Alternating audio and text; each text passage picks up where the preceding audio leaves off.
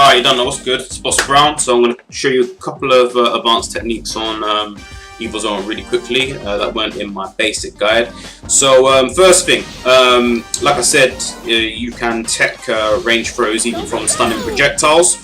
What you can't do, of course, is tech them from melee throws. Now you might want to melee throw rather than doing one of your charge moves, because your charge moves generally push them quite far away, while the throws keep them right next to you. And I think the damage is similar. I think they're both about 12%. Charge moves may do a little more. But I'm just going to show you something quickly that you can do to maximize the damage on that by doing back throws instead of the front throw. So here we go with that. So you do your normal counter attack into your stunning projectile, and then that was a bit off time. But as you saw, all I did was the close super quick side step, which is forward square,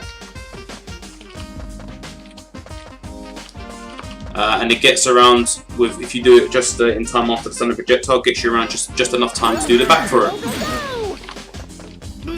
Boom, just like that. Perfect. Alright, which does a whole lot more, at least like 5% more. So it's very, very well worth doing. That's the first thing to show you. The second thing to show you is backdash super buffering. So when you press back attack, you do your super.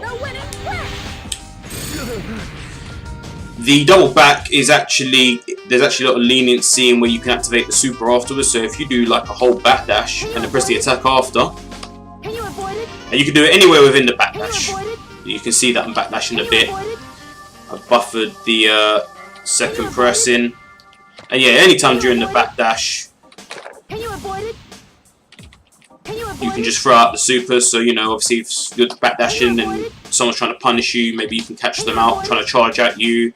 Maybe they're flying in the air, they're trying to jump at you, so you can backdash, hit them with one of those as they're trying to get to you. So the other thing you can do is, if you do it too late, it obviously just comes out as a normal projectile.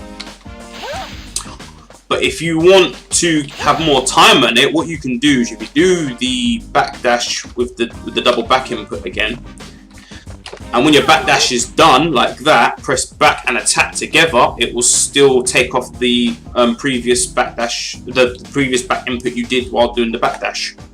Because remember, the backdash is only one back input. So double back and then back and attack if you want to delay it. You can do the same thing with charge, but I doubt you would ever really have a situation where you'd want to do that. So that's that out the way, and then the final thing to talk about is range throw cancels. So I think it's pretty obvious what you would want to do with those.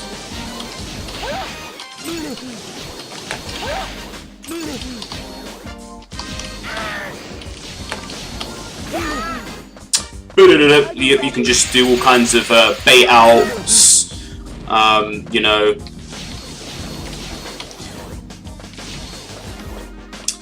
you can just pretty much counter whatever your opponent's going to do after it. If they go for a side step, you can, you know, bait it and oops, didn't mean to do that. Wrong move.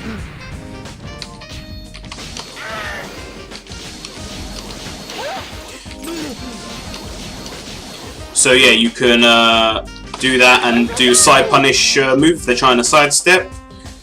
You can bait it, and if they go for a tech, you know, you can just activate it again. Loads of different ways to use that as bait into something else. And yeah, that's pretty much it for just a straight up throw cancel. The other thing that you can do is, also just quickly get out of the way, that you can actually cancel the charge as well. Quite late as well, although again, there's a bit of recovery in it when you do cancel, so it's not super useful. There's another way to cancel throws, and it is with using double tapping the attack button. As you can see, it still kind of plays a little animation. Now it's been a while since I've used this and we've done this. I think the only real difference between them is that you can obviously cancel the animation of the throw cancel as well. And I think the only real difference between them is that this one might give you just a little more time to attack afterwards than the normal. With the normal cancel, you can't attack until that circle is fully gone. Whereas with this one, hasn't got a circle on it. As you can see. So barely any difference, but just something to keep in mind. And the only other thing that I can't really be asked to show you, because it's just too much effort. From memory, it is just too much effort. There is a point where you can cancel the normal, using the normal cancel throw. If you do it just right, what happens is it will actually grab the opponent, but it will cancel your move before the throw actually goes through. So where it's useful is if your opponent's trying to tech it,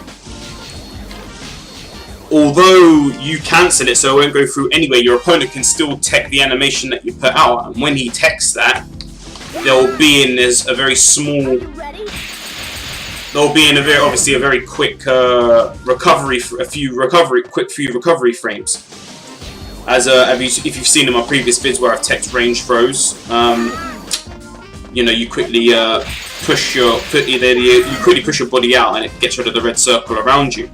So if you use this technique right and they tech it, it gives you a very small window of opportunity to follow up with a free attack. So you know, they tech it. That would definitely be way too slow, but most of that stuff would be too slow. That might land, I reckon. But yeah, with that quick, if you can master doing that bit just as it's going to throw, cancelling that bit. Yeah, like I said, I'm not going to try and pull it off now because you're not on the keyboard. Oh, that was close. If you look at the circle that generates, it gives you a little idea of what kind of timing you want. Because once that white circle fully covers the red, that's when the throw goes off. Are you ready? So yeah, I'm not gonna bother to show it because I can't be arsed. I might show it in a separate video. But yeah, there's just a few little techs I wanted you guys to know about. Cool. I hope that was helpful, and I'll catch you up for the next video. One love, bless you, done. Yeah.